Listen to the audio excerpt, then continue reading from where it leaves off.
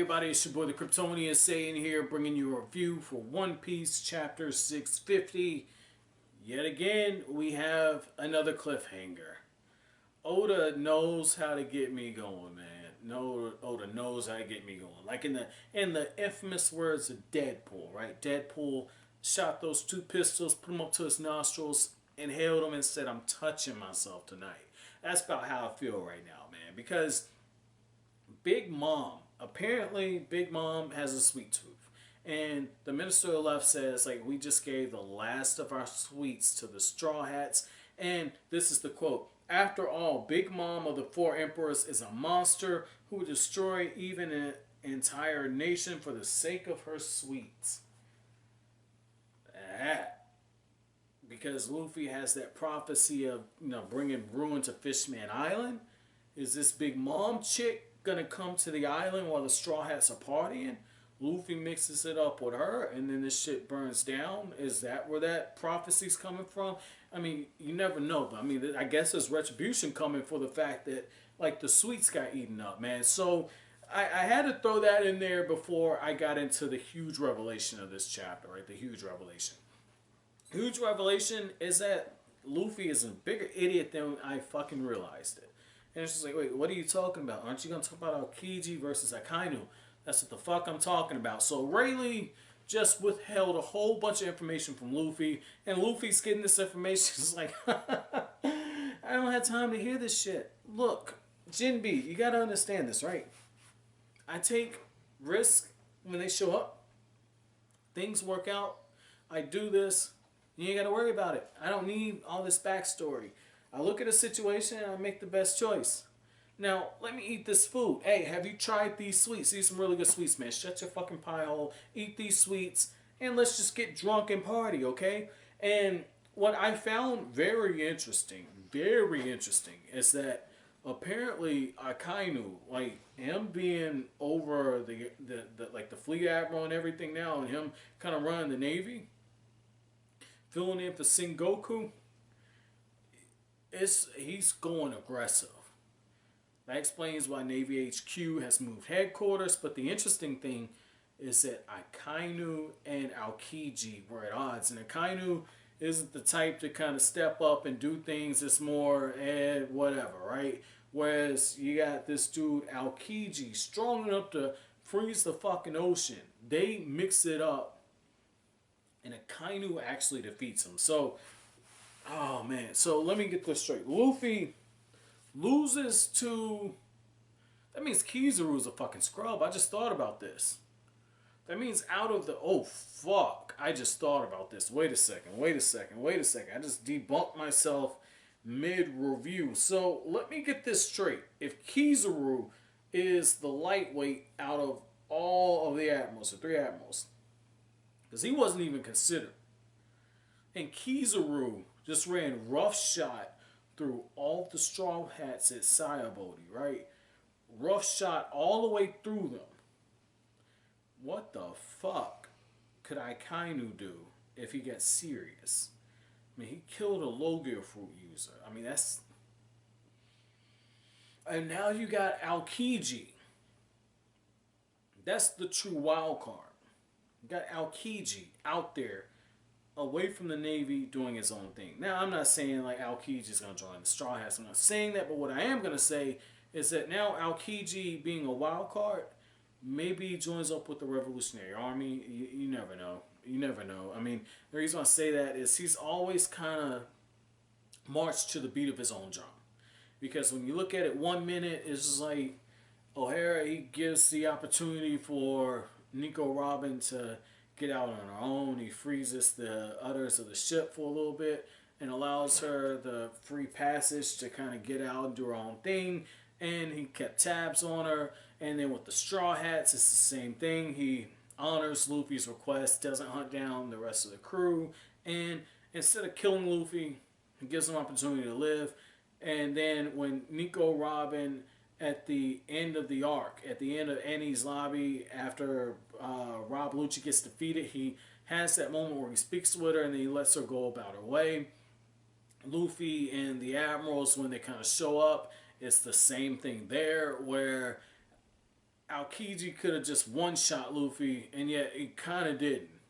Kind of didn't. It's almost like you look at it, it's almost like he pulled some punches. So what's the thing here? And the fact that part of the Navy wanted Aokiji running things, now part wanted, the government wanted Akainu to run it. It's not something Oda just sprinkles in there for no reason. So are we going to see Akainu, who had taken enough interest in the Straw Hats that he tried telling the others, like, hey, we need to pay attention to this crew? Are we going to see a moment where Aokiji and Luffy meet back up? Or maybe Aokiji and Nico Robin?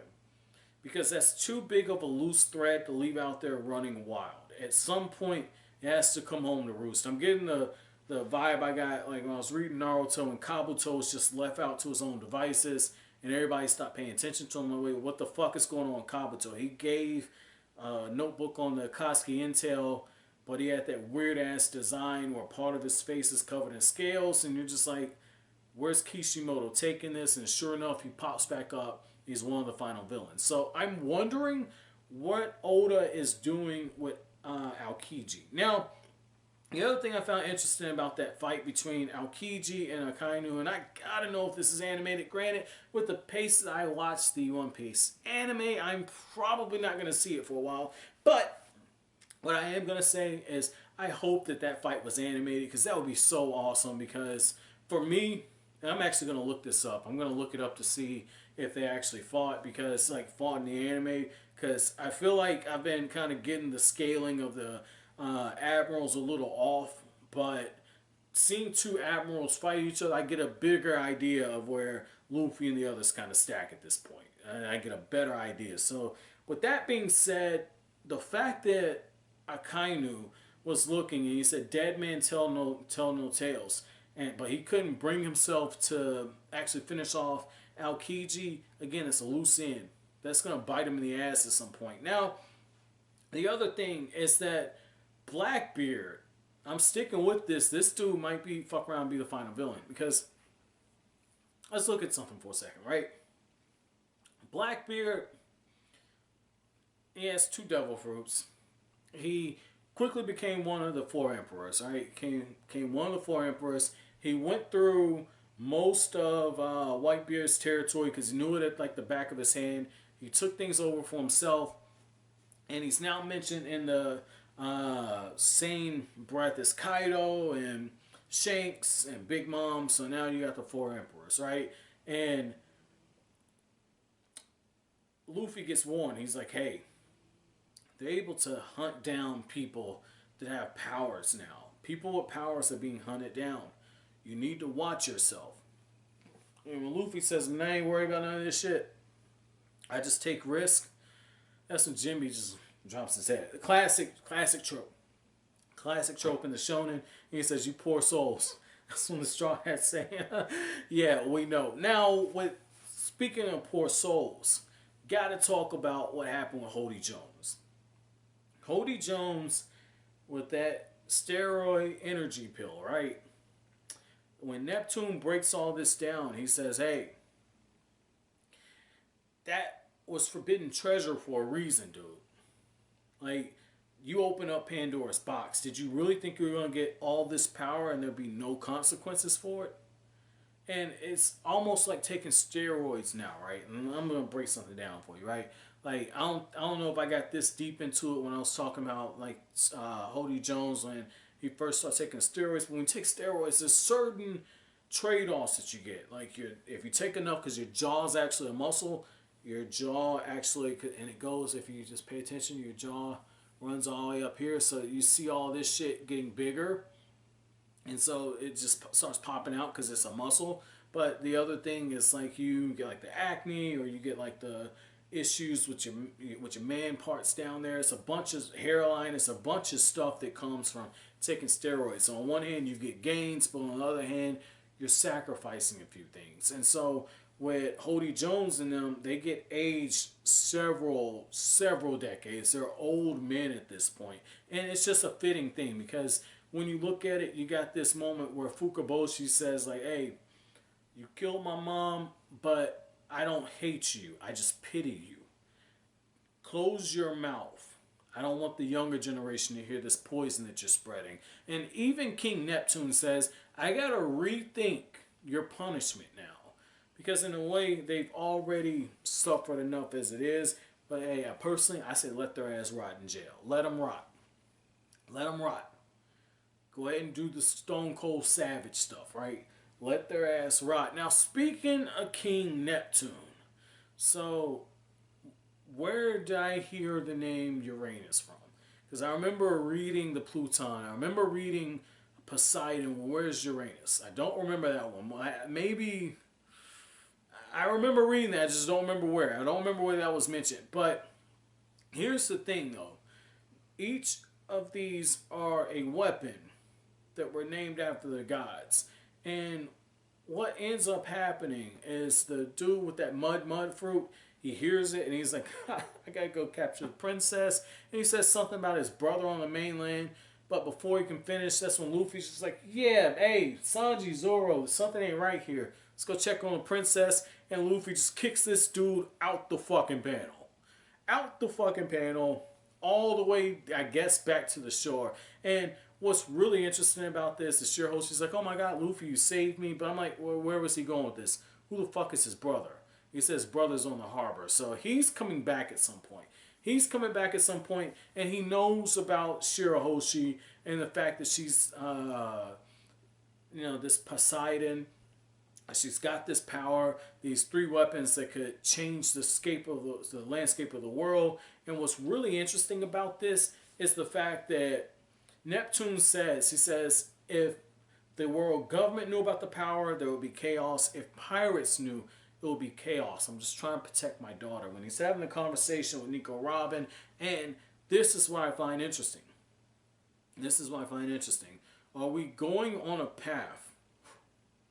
Oh shit! Okay, wait.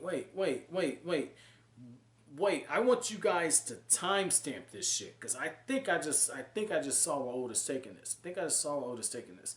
So, what you have to look at is the world government when they kill people. There's always a reason for it. Okay. Luffy is currently on the same path that Roger was on. Now, Roger's a pirate. Pirates get executed. That's perfect sense, okay? That is perfect sense. But at the same time, let's just look at something for a second. So, Roger was publicly executed, okay? Roger went on the same path, which means he probably learned what Nico Robin is learning. Luffy, because he don't pay attention to details. Maybe Roger's the same way, okay? Maybe Roger's the same way as Luffy. But what's to say this dude didn't learn something about these three weapons, and the world government just says, we don't know if he's bitching or not, or we don't know, like, I don't quite see, but I think there's another reason why Roger was killed. I think it's got something to do with these 3 weapons in some kind of way indirectly. But I think that Roger was killed for something other than just being the king of the pirates and being the most famous pirate. I think there was something else to it. So I'm going to end this one here because I don't want this to turn into reaction / review / theory. I don't want it to kind of go there. But what I will say in my chapter question, I want to know with you guys, what are your thoughts about there potentially being a trifecta of weapons that could alter the landscape? And what did you think about that foreshadowing with Big Mom there, saying that she is the type to just ravish an entire nation over her sweets?